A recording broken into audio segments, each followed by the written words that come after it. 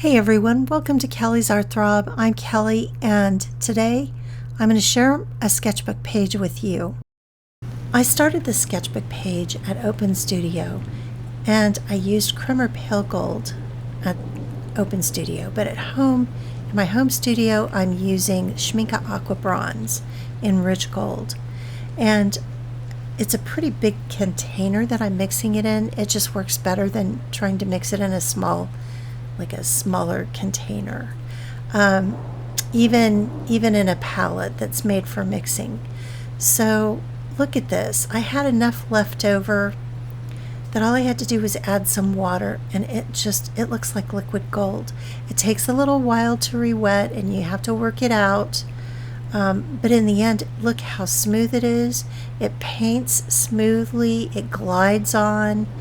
It's kind of gloppy until you get it really mixed up, but I think I prefer it to the other kinds of metallic watercolor that I've been using because it's more opaque and it's more fluid. It takes longer to dry, as far as, there's enough liquid there that it doesn't dry right away. In the pans, you have to keep adding water and keep liquefying it, but this you don't have to as much. The other thing that I like better about it is when I go back over it to ink, the ink doesn't bleed into the paint. You can make a much cleaner line over the Schmincke Aqua Bronze than you can on the Cremer Pale Gold, which you'll see later on. Being able to ink over this Schmincke Aqua Bronze means that I don't have to paint in between every single stroke of ink that I have down, because I'm going to have to re-ink over it anyway.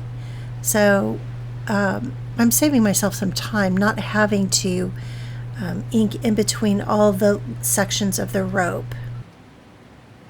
I am speeding this up 3 times for you because there were over 7 hours of footage that I had to cut down, and I don't want to lose too much of the detail of how this was created, and I also don't want it to be tedious for you. So let me know if you think this is too fast. Unlike the sketchbook page in my last video, this is my original artwork. I've incorporated some of the motifs, but it's kind of like using a fleur-de-lis. Well, it's exactly like using a fleur-de-lis or any other kind of universal motif. You can incorporate it into your art, and it is still your own original artwork. The composition is yours. The way history and the future gets reflected in our present day is very fascinating to me. The studies that I'm doing on the motifs from Persian art, and I'll also be doing some from Gothic and Celtic and Egyptian, probably everywhere, are going to be put into my next body of work. My sketchbook has really become a stomping ground for hashing out ideas and compositions and trying things out. For a long time, sketchbooks were very intimidating to me. They didn't used to be. But then when I started looking on Instagram and YouTube and seeing these artists have these incredible sketchbooks that just in themselves were works of art, I started to get very tense about using a sketchbook. And then someone put it to me that you can have different sketchbooks for different things. Like you can have your crap sketchbook that you literally scribble in, and then you can have another one that is a little bit more finished, and then you can have your sort of presentation sketchbook that you show people. Somewhere along the lines, I got the idea that your sketchbook, you can make it a workbook rather than a sketchbook. Just calling it a different name completely changed my mindset. So I started thinking of it as a workbook. And it's a book of work. And work isn't always glamorous. A lot of times work is just blood, sweat, and tears. And every once in a while there's a gem in there. And I feel like this particular design that I've worked out here is finally, after a lot of not so great stuff in my sketchbook, I'm finally coming up with something that I feel like I could use to incorporate into this next body of work that I want to work on and put forward in a show someplace. And it just, it's all incremental. Everything you do is the building block for the next thing. So if you're scared that your sketchbook isn't going to look good, it's hard to get very far. So you might as well just think of it as a workbook and do the work. Just do the work,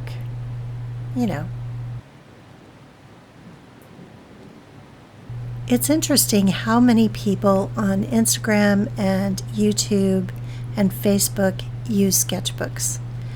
I thought everybody did, but in real life, the artists that I know, a lot of them really don't, and I find that very surprising.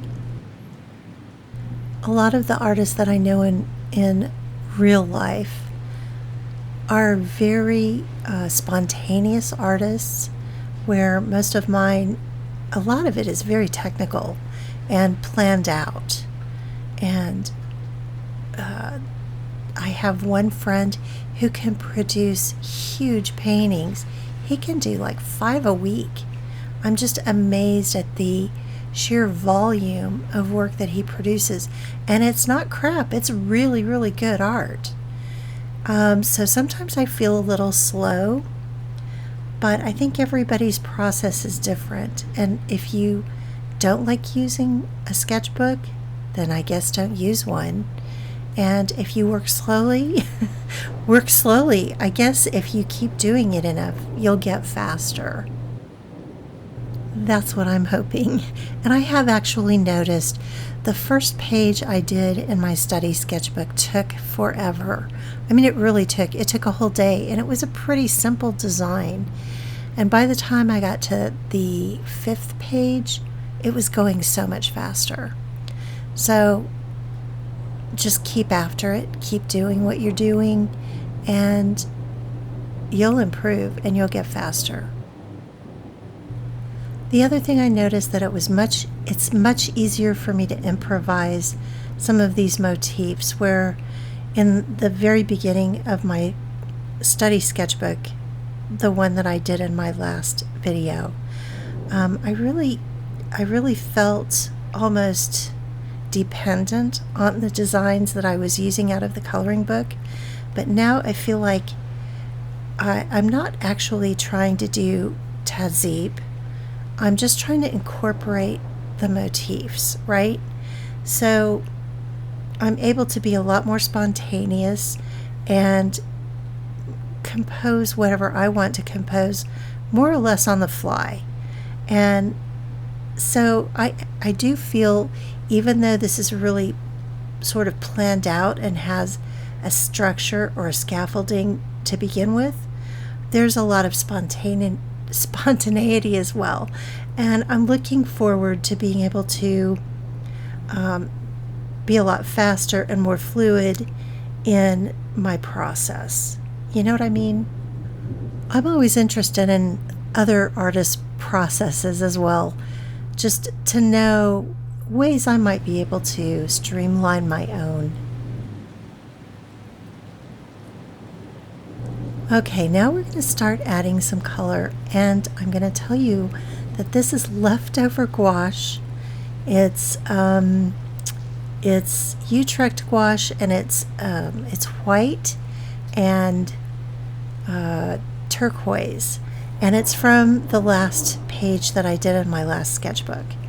And I wanted to see how well it re-wets, because sometimes you end up with a lot of extra. And you know this is a color I'm gonna use a lot because I love sky blue. I love that sort of sky blue turquoise color. And I will say that I'm going to go through a lot of white. I'm going to go through an awful lot of white gouache in these sketchbook pages. And maybe in my art, I'm thinking that I will probably use gouache in my finished art as well. I thought maybe I would use acrylic, but I may also use gouache. I'm going to try it out and see which one I prefer using, but I really love being able to clean up so easily with a water-based, and I guess acrylic is also kind of water-based, but you know, watercolor type paint is just, it's so clean and easy to, it's just so easy to use. It's very accessible. Anyway, I just want to let you know that has been sitting out for probably about 3 days, and I just added some water to it and it re-wet. It was a little gloppy. It's not quite as smooth as when I first mixed it, but it's not bad if you just give it a few minutes to rehydrate. It seems like I go through more gouache than watercolor. It seems like I'm going through gouache pretty fast, especially the white, because you mix it with everything. And I'm just really curious if any of you are gouache users and watercolor users. Do you end up using more watercolor or more gouache than watercolor? It seems like the watercolor goes a little further, and I don't think it's the brand of gouache, because I've got Winsor Newton and Holbein, and I actually feel like I prefer this Utrecht gouache to the other two. And I've also got, I've got the Arteza stuff too, but it's not nearly as smooth and creamy as this Utrecht is. But anyway, I was almost going to go buy some more, but I have it on good authority that I've been a fairly good girl this year, and Santa was on Amazon during Black Friday, and I think he got me some gouache. So after Christmas, be looking, and hopefully I'll have a new set and a new brand of gouache to try out, and I'll put that in a video for us.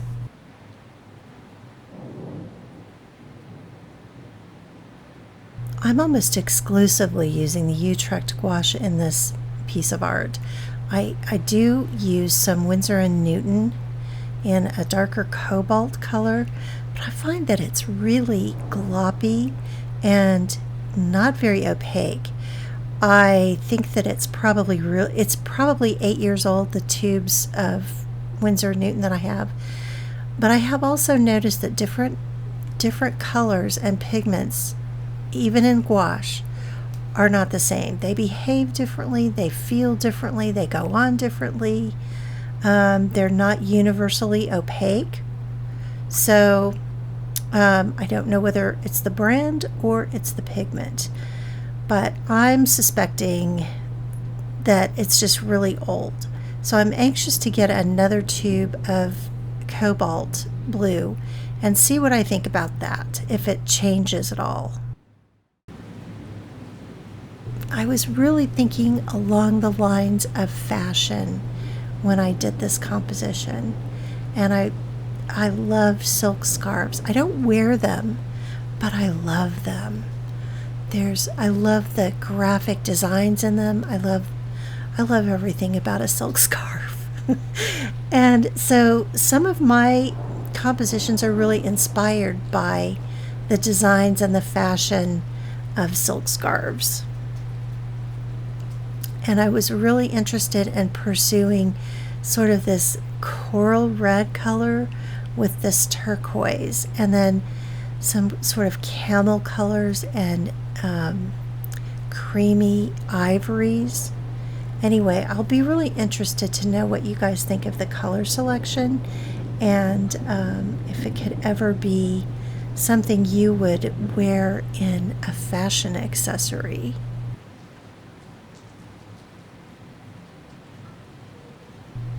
My degree's in interior design, so I'm always interested in the patterns in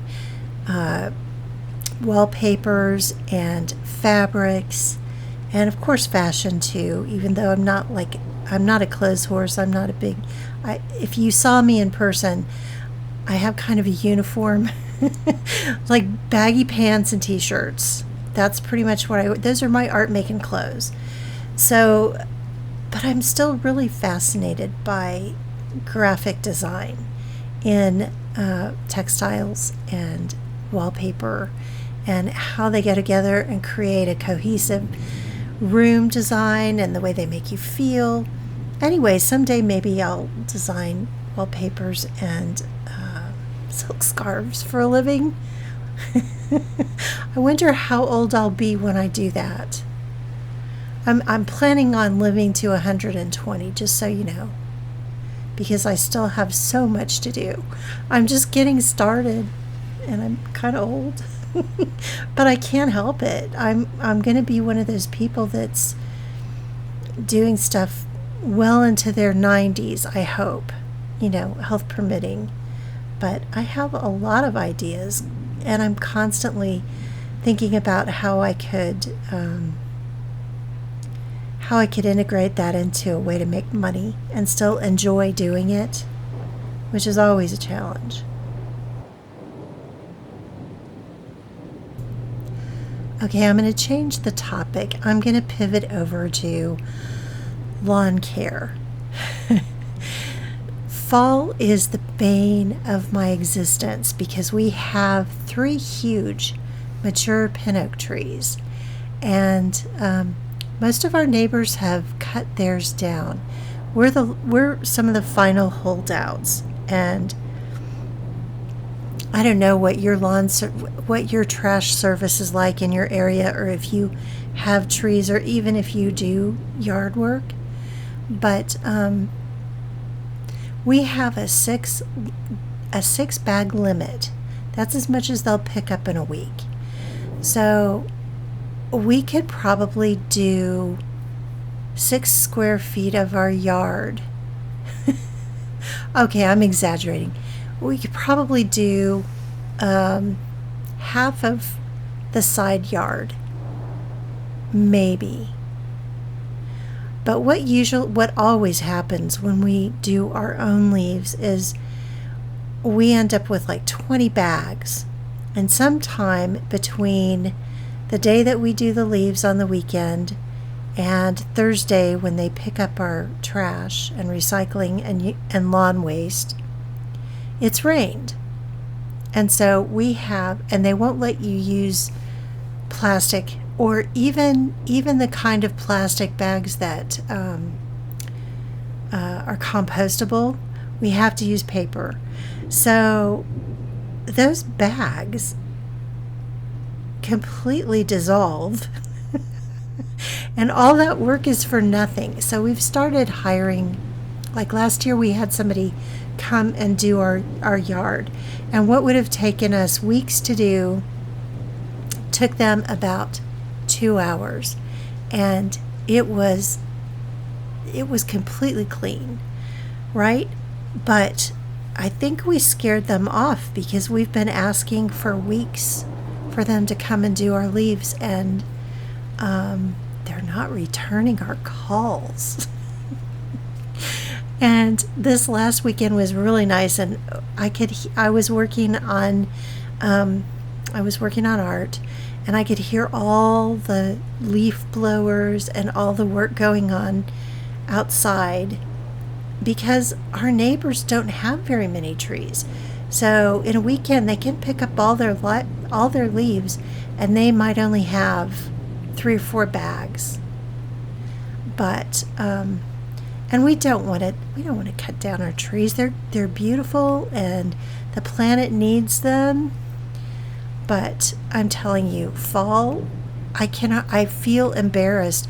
I feel like I can't hold my head up when I go outside, because I know our neighbors are going, they should either cut down those darn trees or they should be out there. And hey, we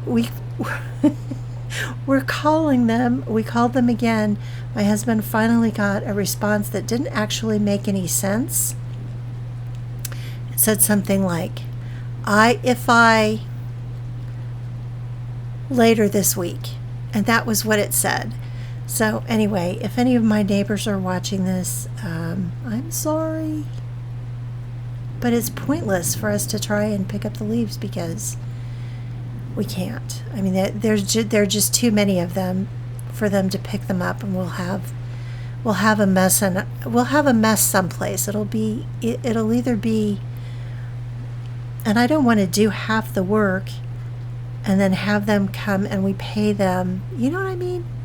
Anyway, fall is not my friend when it comes to yard work, and I don't know. Maybe you guys, maybe this is a universal problem. I'm hoping we're not the only ones and our neighbors don't think we're deadbeats. Anyway, now I'm going to use some of this dark cobalt blue paint from Winsor Newton that is kind of gloppy, and I've had a lot of trouble with it trying to get it to be sort of uniform. And I've cut through part of it to save you from seeing me go back and forth from the pot, because in my turquoise and white paint that I had, I didn't have to keep going back to the pot over and over. Like, just to do one little section, I could maybe do 2 or 3 sections with the paint that was on my brush. But with this blue paint, this dark blue paint, I had to go back to the pot 2 or 3 times just to do one little section. But it's really necessary. I needed that dark. And ultramarine, I did have some ultramarine, but I didn't want to put that sort of purpley blue in there with that coral. I just don't think it would look right. So I'm trudging through the muck with this blue paint, and I was able to get it to go on evenly with a lot of effort, but it was not a pleasant experience. I'll say that. I don't know what the colors look like on your monitor or your screen.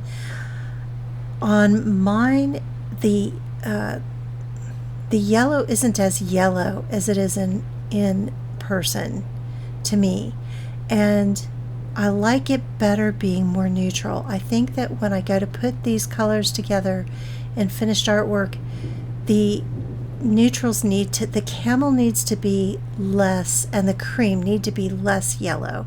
They need to be more neutral, because the red and the turquoise and the cobalt already add a lot of intensity.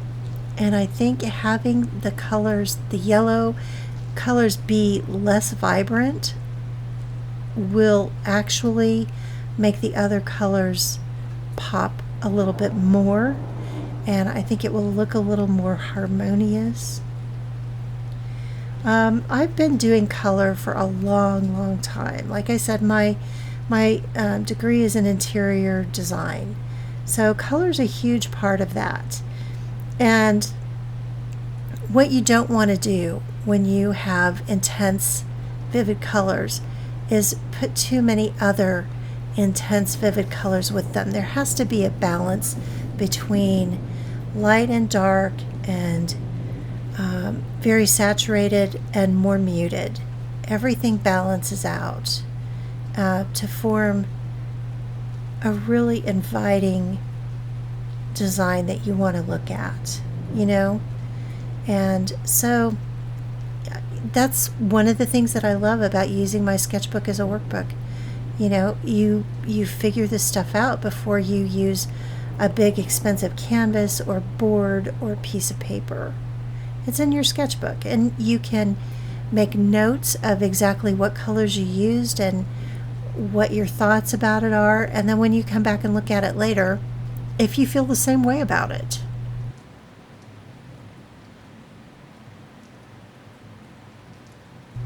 you may notice that I added the centers to these mandala designs. I wasn't sure what I wanted to put in the centers, whether I wanted to do something that looked like a gem or a flower or some other kind of geometric design in the middle of them. And I wanted to see how the colors worked together and really see what I felt was needed. And so I just kind of added them on the fly as I progressed. And normally what I think they do when they're doing illuminated artworks for books or documents, they do all the gold first, and then they burnish it, and then they outline it, and then they put in the flowers or small motifs, and then they go in and they do the backgrounds. But I just kind of did it on the fly as I went because I wasn't sure what the balance was going to look like.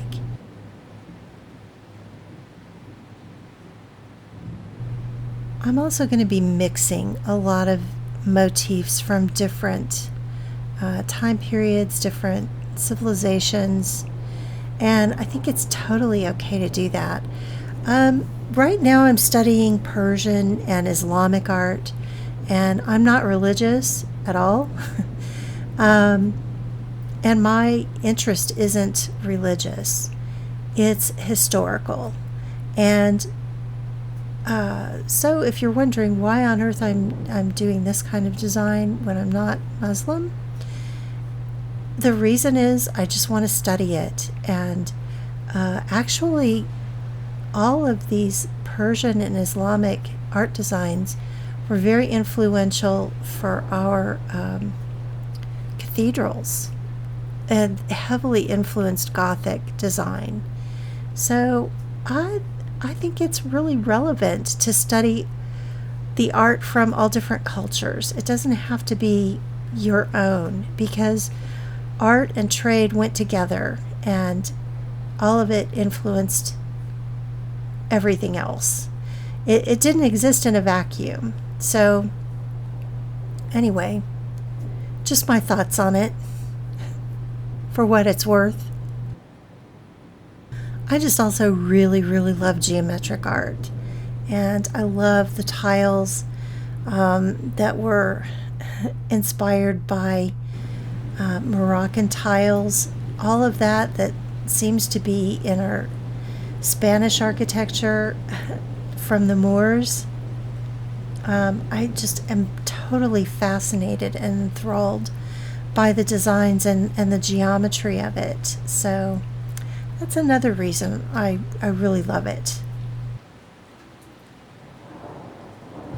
I limited the number of colors that I used in this design because I wanted to challenge myself a little bit. If you notice in fashion textiles and like wallpaper designs, they use a limited number of colors. Sometimes there are as few as 3, maybe going up to 7 in wallpaper. And the reason for that is it keeps the cost of production down. And you can even notice in this painting that I've done, the red looks really different when it's surrounded by turquoise than it does when it's surrounded by the ivory color, right? So you can take 3 colors and put them in different places in the design, and it's gonna read as more than 3 colors. The one place I think that I should have added a color was around the flowers. I think it would have been good to have a contrasting petal color, and I'll know that. I'll probably do a couple of different renditions of this in my sketchbook before I start finished artwork, because I'm going to want to know exactly what works and what doesn't, and I'll know it when it's exactly right or really close. Of course, I don't really have to limit myself in finished artwork because I don't have to. I just thought I would challenge myself that way and see what happened. And I really do like the result, other than I think the red flowers, there needs to be another color in the flowers.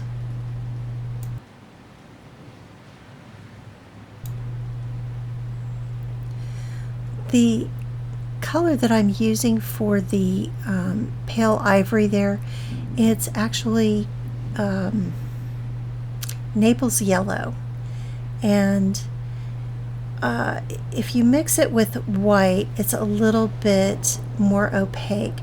One thing I have noticed is that anything with yellow or brown in it tends to be a little bit less opaque, which is going to be a problem, because if you notice that ink stain, that smear, I'm going to cover that up and I'm going to use a pale background. So I'm taking the camel that is already in my palette, and I've added a ton of white to it, and I'm going to see how well that covers up. And with a lot of white added to it, it is pretty it's pretty opaque, but I still had to go over it a couple of times, and you'll see that in here. I also think maybe I could have done with a flat brush instead of a round one, but I was actually so engrossed in what I was doing, it didn't occur to me. Does that ever happen to you, that you're just so engrossed in what you're doing it doesn't occur to you to switch brushes? Anyway, it turned out pretty well.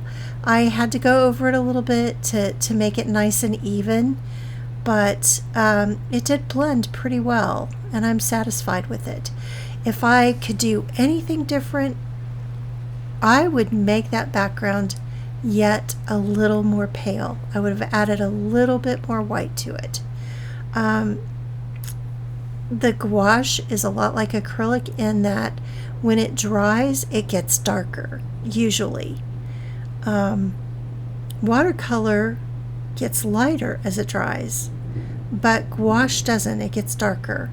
So, and also because I'm mixing it with what was already in the palette, as I get closer to the bottom, it starts getting darker and darker because it didn't get completely re-wetted. So fortunately, I'm going to have to add some more to it. I'm starting to run very low on paint here, and I tried just adding water to get it to go further, and I knew it was going to happen. I knew that it was going to make it too transparent and that I was going to have to add more paint. So I did, and I got a little panicky there toward the end. Not really panicky, but you know what I mean, like, uh-oh. I'm almost out of paint. I'm almost out of paint, and it's not going to match. Am I going to be able to get it to blend? And spoiler alert, it does blend just great.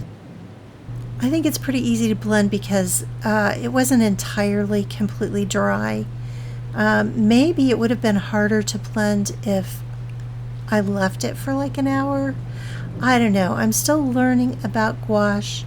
I'm not like a seasoned expert in gouache, but I'm learning pretty quickly. The learning curve hasn't been that steep. It's been pretty fun and intuitive, so I'm enjoying it. Now in the home stretch, I'm actually going to use a brush to line around the outlines. And I'm using platinum carbon ink, which is a waterproof ink. And the last time I tried to paint with a brush, my brush was too big. It was just a little bit too big. It was a calligraphy brush that came to a nice point, and I thought it would work really well. But it was just too hard to control. So this one has a little tiny, I think it's like a 000. It's got and I don't know, it was not an expensive brush, just a very inexpensive brush. I'll try to find the link to it for Amazon, but really I don't think you have to stress out about it. It just has to be a nice tiny little brush, and because it's ink, it goes a lot further than it would if it was watercolor, and definitely a lot further than if it was gouache. But I was able to achieve a nice fine line with it, and it was really pretty enjoyable to do, more than a pen, because sometimes when you use a pen, the gouache gets like stuck in the nib. Anyway, you guys, I'm done. I'm signing it. I'll see you in the next video. Thanks a lot for watching, and I'll see you soon. Bye. Smooches.